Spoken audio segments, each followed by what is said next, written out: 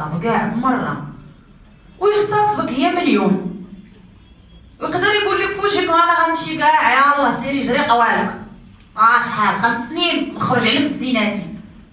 اش غتقول لي؟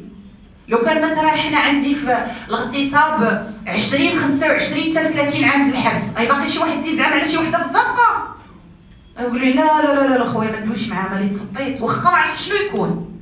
ولكن لا، طون العقوبه هابطه، طون عندنا بصاره هذه ختالي هذا كيدير ما بقاش حتى حد كيخاف من الحبس خويا موا، ما بقى حتى حد ما كيخاف من العقوبه. هكا بالعلالي تقولوا غنصيفطك للحبس وانت وجري طوالك. شحال هادي مثلا في حوادث السير كيقول لك سير ديتك في جيبي. قلت لك كاع ويلي راك تحت الرويض هي مليون تبع لاسيرونس. دابا لا، امور شويه تغيرات، بقى عندنا نغيروا بعض العقوبات في بعض القوانين اللي هي فريمون حنا في امس الحاجه ليها. حنا مثلا ندوي مثلا على الجمعيات ما تقيش ولدي كتجري وتجاري مثلا باش ان هذا الطفل هذا ياخذ بلوس الحقوق ديالو، يعيش طفولته بلا ما يخاف. خاص اون باراليل تعيد النظر في العقوبات اللي كتوجه ضد هاد الناس هادو، لان هادو وليداتنا. مثل المغربي تيقول حط يدك على قلبك اللي ضرك ضر الناس. ملي غادي نشوف واحد المراه وليداتها ماتوا بالاغتصاب بحال الحادثه الاخرانيه فريمون انا الماتني، هي ديال تارودات، هي اللي عندها عماين عباد الله والمعشور. ويني وحدي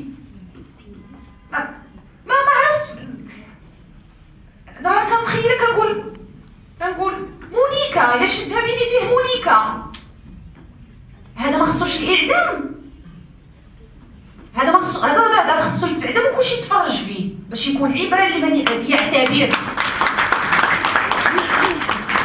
فكنتمنى ان شاء الله. فرحت فريمون وبكيت في الحادثه ديال الخادمه او البنت اللي تم الاعتداء عليها وفرضوا عليها انها تزوج بزز منها، وفي التالي مسكينه الله يرحمها ويغفر لها التجأت انها تنتحر.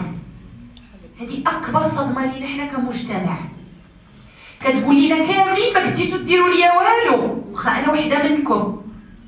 راه الا ما شفتوش هذا الشيء اللي وقع ليا ما اعتبرتوش مني انا، مازالوا بنات وحدين اخرين اللي هما بناتكم غينتحروا.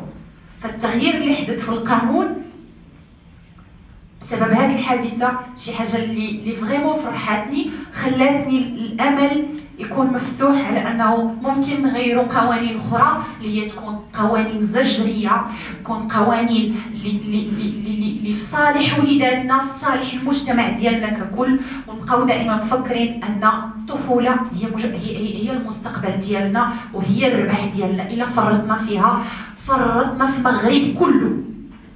فشكرا للجمعيات، شكرا لكم على